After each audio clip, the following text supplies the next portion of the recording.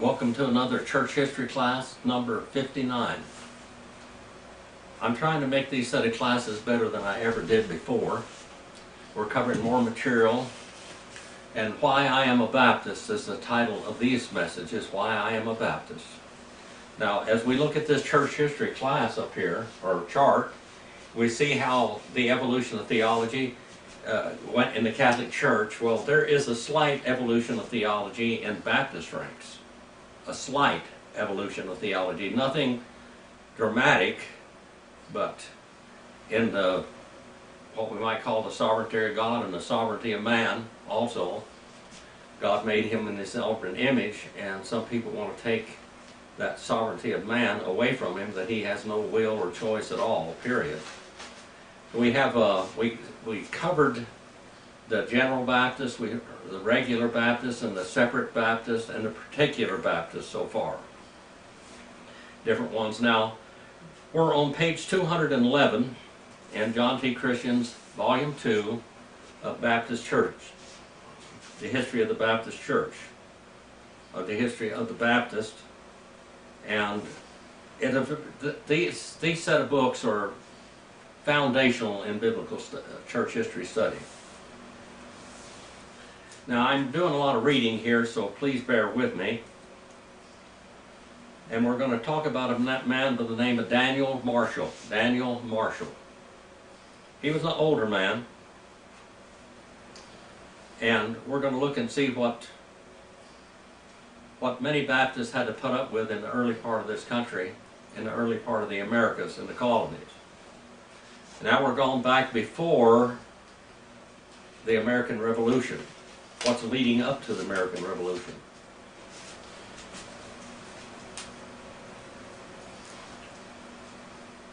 It is located in a site now occupied by the public buildings of Columbia County called Aplington. The following record is given of one of his services. The scene is in a sylvan grove. Of Daniel Marshall is on his knees, making the opening prayer. A lot of the preachers back at that time got down on knees and prayed up in the pulpits. And this man did. While he beseeches the throne of grace, a hand is laid upon his shoulder, and he hears a voice say, you are my prisoner, you are under arrest. Why? Because he preached the gospel of Jesus Christ. Rising, the sedate, earnest-minded man of God, whose sober mien and silvery locks indicate his 65 years, which he has passed since his birth. He finds himself confronted by the officer of the law. He is astonished at being arrested under such circumstances according to the rites and ceremonies of the Church of England. The Church of England, the Anglican Church. The Catholics and the Anglican, or the Church of England here in America, did a lot of persecution of Baptists. So did the Puritans, so did the Presbyterians. Just about everybody persecuted the Baptists and the Quakers. They abused them, they killed them, they arrested them, they confiscated their properties, etc. We're going to see what it took to be a Baptist in those times. The Reverend Abraham Marshall, in his sketch of his father, published in the Analytical Repository of 1802, says that the arrested preacher was made to give security for his appearance in Augusta on the following Monday to answer for his violation of the law. Accordingly, he stood trial. After his meekness and patience were sufficiently exercised, he was ordered to come no more to Georgia. The reply of Daniel Marshall was similar to that of the apostles under similar circumstances. Whether it be right to obey God or man, you judge. And consistently with this just and spirited replication, he pursued his luminous course. History of Baptists in Georgia. Daniel Marshall was born in Windsor, Connecticut in 1706. By Presbyterian parents. He was a man of great natural ardor and holy zeal, becoming convinced that it was his duty to assist in the converting the heathen. He went out with his wife and 3 children and preached 3 years to the Mohawk Indians. near the headwaters of the Susquehanna River at a town called Onishwagi. War among the savage tribes compelled his removal, first to Canogogan in Pennsylvania and then to Winchester in Virginia, where he becomes a convert. He becomes a convert to Baptists there. Every time you study the Bible, you get in trouble. You become a Baptist. And was immersed at the age of 48. He was baptized by immersion. His wife also submitted to the ordinance at the same time. He was soon licensed by the church with which he united, and having removed to North Carolina, he built up a flourishing church of which he was ordained pastor by his two brother-in-law, Reverend Henry Ledbetter and Shubal Stearns. Remember Shubal Stearns. That's a very important name in history. From North Carolina, he removed to South Carolina, from South Carolina to Georgia. In each state, constituting new and flourished churches, on January the 1st, 1771, he settled in what is now Columbia County, Georgia, in Keokee Creek. He was a man of pure life, unbounded faith, fervent spirit, holy zeal, indefatigable in religious labors, and possessing the highest moral courage. Although Marshall was neither profoundly learned nor very eloquent as a preacher, yet he was fervent. The Lord was with him, and he soon had the happiness of seeing many converts baptized. These, with the immigrant Baptists, were constituted into a church in the year of 1772. This was the first church constituted in Georgia. At this time, he was the only ordained Baptist preacher in the state. But there were several other licensees, including Abraham Marshall. By these, and the word was proclaimed to all the upper county, and many were in the remote forest. Remember, this is wilderness at this time. The following is an act of incorporation of the ancient church at Keokee. The act of incorporating the Anabaptist church in Keokee. Remember what Anabaptist means. It means rebaptizers. In the county of Richmond. Whereas a religious society has for many years been established in the Keokee, in the county of Richmond, called and known by the name of the Anabaptist Church of Keokee. Be it enacted that Abraham Marshall, William Willingham, Edmund Cartledge, John Landers, James Sims, Joseph Ray, and Lewis Gardner be, and that they are hereby declared to be a holy corporate name by the style of the trustees of the Anabaptist Church of Keokee. And be it furthermore enacted that the trustees of the same names are here given, and said Anabaptist Church shall hold their office for the term of 3 years. And on the third Saturday in November every third year after passing this act, the supporters of the gospel is said that the church shall convene at the meeting house of the said church, and there between the hours of 10 and 4 elect from among the supporters of the gospel in said church 7 discreet persons as treasurers, etc. Seaborn Jones, Speaker.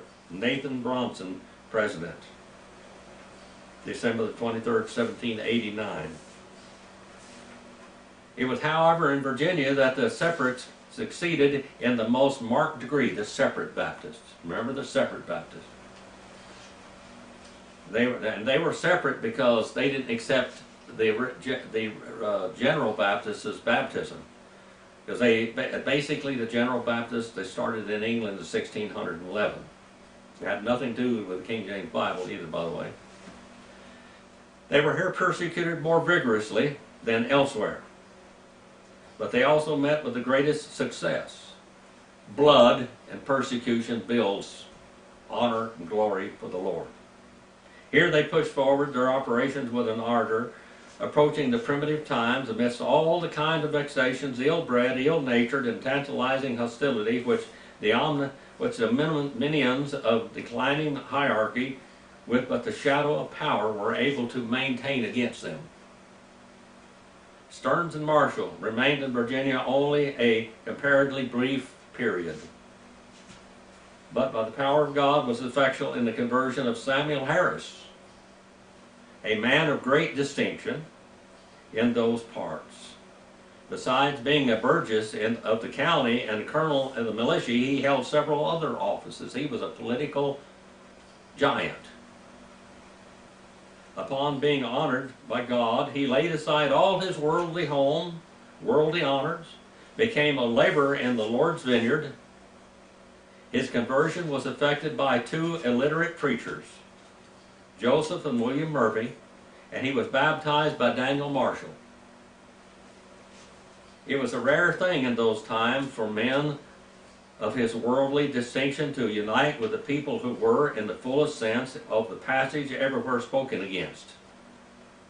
His expensive benevolence and the use of his abundant means for doing good, the childlike simplicity of his faith, which he always displayed after his conversion, his freedom of intercourse with the people of all conditions among his new and for the most part poor and despised associates, his blameless life, and finally his pious and irrepressible ardor in the ministerial service had a tendency to bind him to the denomination by strong and lasting ties.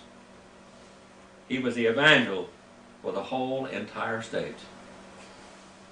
He gave up all for Christ. Being in easy circumstances, when he became religious, he devoted not only himself but almost all of his property to religious objects. He had begun a large new dwelling house suitable for his formal dignity, which, as soon as it was finished, he appropriated to the use of public worship. He turned his mansion into a house of God, continuing to live in his old house. After maintaining his family in a very frugal manner, he distributed the surplus income to charitable purposes. In labors he was abundant. He was destined of God to labor more extensively in Virginia than in any other state, having done much good in the circumjacent parts. The time was now arrived for him to lengthen his cords. We're talking about a man that lived in 1700s. And yet, this honoring him for what he did, is still alive. And of course, now he's with the Lord God of heaven and reaping his rewards and his honors that he did. In January 1765, Allen Wiley, an inhabitant of Culpeper, who had been baptized by David Thomas, hearing of the separate Baptist preachers, traveled from Culpeper to Pittsylvania in order to get one or more of them to come and preach in Culpeper. He traveled on. Now, what did the separate Baptists teach? The separate Baptists taught that they would not accept other churches' baptisms. They rebaptized people. They stood away from the what they might call the Baptists that came from England. The General Baptist. The General Baptist was a little bit liberal on what we might call salvation. They were more Arminian than the others. And so they heard this preaching, and he wanted that preaching here in this area. He traveled on, scarcely knowing wherever he went. Remember, this was wilderness country. An unseen hand directed his course. He provincially fell into one of Mr. Harris's meetings, and when he came into the meeting house, Mr. Harris fixed his eyes upon him, and being impressed previously that he had some extraordinary message, he asked him whence he came, and Mr. Wiley told him of his errand, upon which, after some deliberation, believing him to be sent of God, Mr. Harris agreed to go. Taking 3 days to prepare, he started with Wiley, having no meetings on the way, yet exhorting and praying in every house where he went. They didn't have hotels all over. They didn't have Hotel 6 or Motel 6 or whatever. They went from house to house. Mm-hmm. That's what happened in the Bible days, you know. Mm-hmm. Arriving at Culpeper, his first meeting was in Wiley's own house. He preached the first day without interruption and appointed for the next. He the next day began to preach, but the opposers immediately raised a violent opposition, appearing with whips, sticks, clubs, and so as to hinder his labors. Now we're talking about in America, in the colony. In consequence of which he went that night over to Orange County and preached with much effect. He continued many days, preaching from place to place, attending by great crowds, and followed throughout the meeting by several persons. When they heard something, when they heard the truth, they couldn't get enough. They'd follow for days,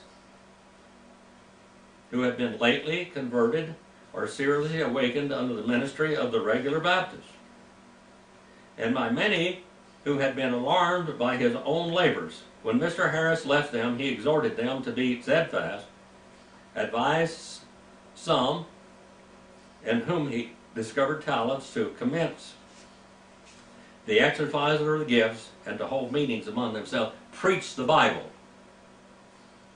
In a ministerial journey, Mr. Harris sowed many good seed, yielding afterwards great increase. The young converts took his advice and began to hold meetings every Sabbath.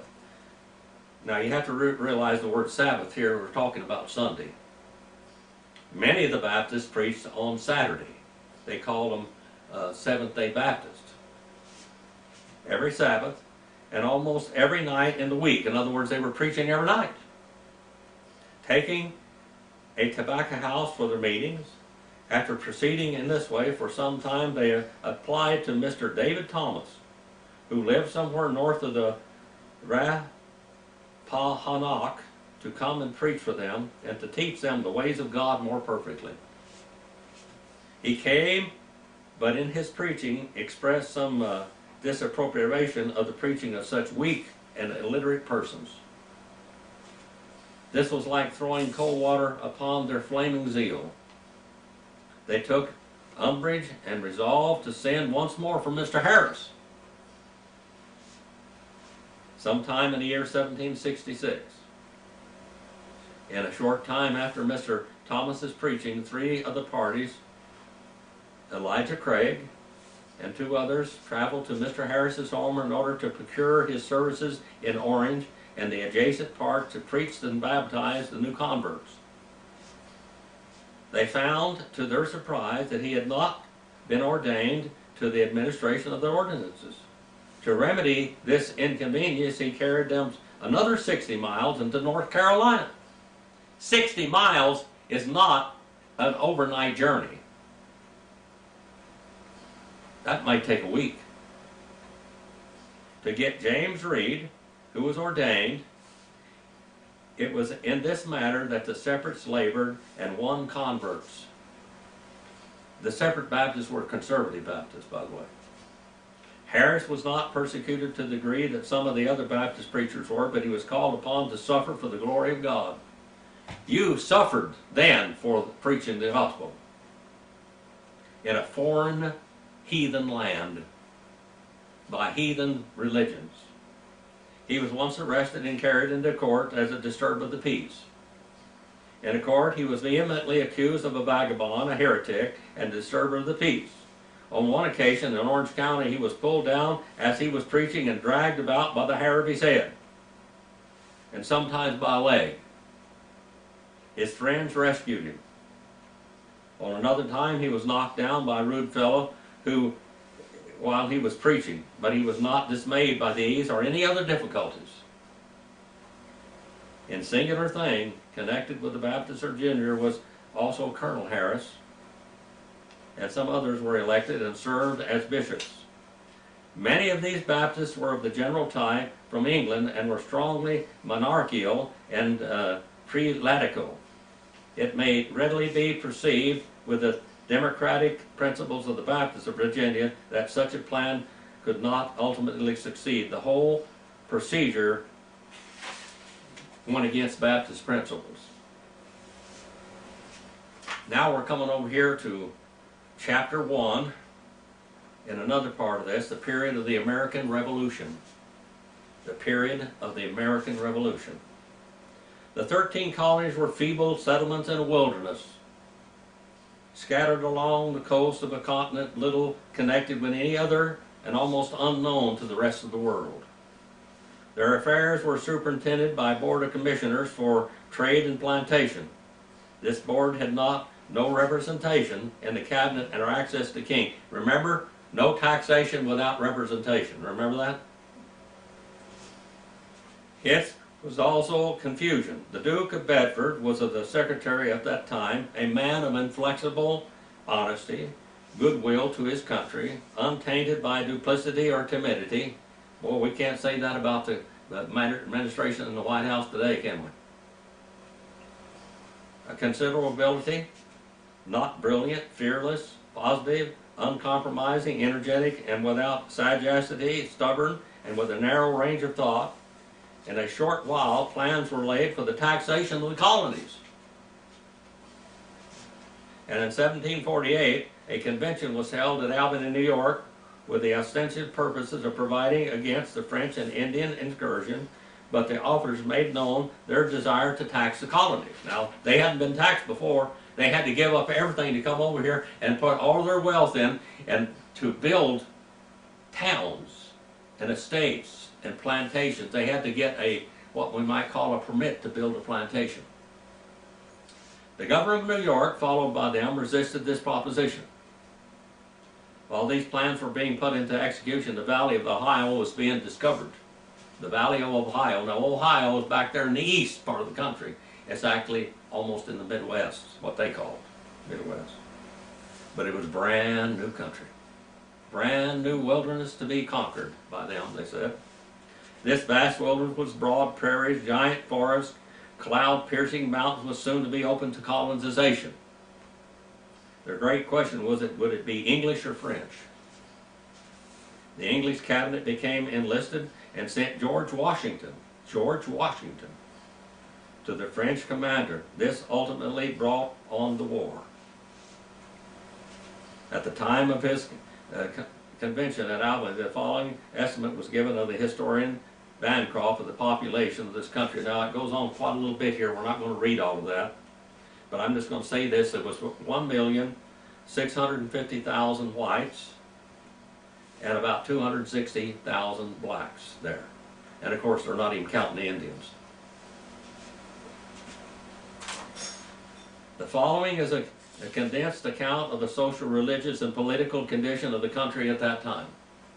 The social, religious, and political condition of the country. Of the southern group, Georgia, the chosen asylum of misfortune, had been languishing under the guardianship of the corporation whose benefits had not equaled the benevolence of its designs. The South Carolina proposed and was happy. Its fiery people had increased their power by every method of encroachment on the executive and every claim of the legislative self-direction. The love of the rural life prevailed universally in this country. The love of the rural life. You know, Thomas Jefferson never could think of America without being a country of little farms. The frugal planter enjoyed the undivided returns of his enterprise, doubling his capital in 2 or 3 years, and while the thrifty mechanic exchanged his workshop, and the merchant left the risk of the sea to cultivate estates of their own. Now, the mechanic was a guy that was a blacksmith. He was a wagon manufacturer. He repaired wagons. He repaired harness. He basically, my grandfather was known as a mechanic, and that was the term they used for him right here. They did all kinds of odd jobs, and they had shops that repaired wagon wheels. They did all kinds of commerce with the farmers, the plows, everything like this. This is what they did. That was called a mechanic. North Carolina had not one considerable village. Its rich swamps near the sea produced rice. Its alluvial lands teemed with maize. Free labor, little aided by the Negroes, drew turpentine and tar from the pines of the white, sandy plains. A hardy, free, and increasing people lay scattered among the fertile lands. Careless immigrants occupied lands without an owner. The Indians did own it. Their swine had the reins of the forest. The open greenwood was a pasture of the herds. Their young men trolled along the brooks for fish, or trapped for the beaver, or with a gun and pouch lay in wait for the deer as it slacked its surge at the running stream, while they reposed from their toils in a pleasant sleep under the forest tree. In Virginia, the country within it, it was tidewater was divided among planters, who in the culture of tobacco were favored by British legislation. Tobacco, Europe liked tobacco. Tobacco originated here, but they took it over there to Europe and they they genetically altered it. And it produced more, and it was more strong, it was stronger than the wild tobacco that the Indians had. Insulated on their estates, they were cordially hospitable in the quiet solitude of their life, unaided by active press. They were philosophers after the pattern of Montaigne, without having heard of him, learning from nature to bound their freedom of mind only to be self-circumscribed by limits. The horse was their pride. They liked horses. The county courts their holidays, the race course their delight. Maryland enjoyed unbroken quiet, furnished no levies for the army, the small contributions of money. The scattered planters led their delightful climate in undisturbed, and happy as life was compatible with the prevalence of the Negro slave and the limitations of popular power. And by the way, it doesn't talk about it, they had a lot of Indian slaves. More Indian slaves than they ever had black slaves. The Indian slaves were free for the taking, you just had to capture them. They didn't have to be shipped all the way from Africa. But the only thing about in these plantations, everything they brought the Negroes over, and the Negroes brought malaria. And many Indians had no immunity to malaria, and they died very quickly. Even though they were more Indian slaves, they didn't last long. They died from disease. Disease brought here by Europe and even by way of Africa. By the privilege of the Lord Baltimore as the Prince Palatine, the laws established for Pennsylvania became enfranchisement on the domain of thought. But New York was a central point of political interest. Its position invited it to foster American Union, having the most convenient harbor in the Atlantic, with bays expanding on either hand and navigational river penetrating to the interior. It held the keys to Canada and of the Great Lakes, and Crown Point and Niagara, monuments of French ambition, were encroaching upon its limits. Its unsurveyed island frontier, sweeping round on the north, disputed with New Hampshire the land between Lake Champlain and Connecticut, and extended into unmeasured distances in the west. Within its bosom, the Onondaga burned the council fires of the Six Nations. This is the Iroquois nations, whose irregular bands had seated themselves near Montreal, on the northern shore of Ontario, and on the Ohio, whose hunters roamed over the northeast and the west, whose war parties had for ages strolled into Carolina. Here were concentrated the far most important Indian relations. Round with the great idea of general union was shaping itself into reality. It was to still the hereditary warfare of the Six Nations with the Southern Indians and the South Carolina and the Massachusetts first met in Albany. It was to confirm friendships with them and their allies, and that New England and the Central States, but with New Jersey, had assembled in Congress. But a higher principle was needed to blend the several colonies under one sovereignty. That principle existed on the banks of the Hudson, and the statesmen of New York clung perseveringly and without wavering to faith in a united American empire. A united American empire. Now I want to tell you this. They began to talk about liberty, self-rule. And then we're going to go into the Catholics. The Catholics that were in this area, the Pope said that America could not be ruled or taken care of or managed by illiterate, ignorant people. But God had ordained kings to rule nations, not men. And so the Pope stood against the Republic in America and democracy. He stood against it. He said it was not probable nor practical. God ordained sovereigns to rule nations, not people. Here we have a little bit of church history. We also have a little bit of political science. We also have a little bit of Western civilization and all of this all rolled on. We have the American Indian Wars. We have the wars against France and England and America. All of these different concourses here in this country took place right in our country. America would never become a democracy or republic without the help of Baptists. Nor would you ever have freedom of speech or freedom of religion without the Baptists, and we're going to see that constantly through here. We're going to see Thomas Jefferson and many of the founding fathers of our nation, George Washington. George Washington was converted by the preaching of John Gano, and John Gano baptized him. We see that America, there was no conversion of Thomas Jefferson, but Thomas Jefferson believed in freedom of religion.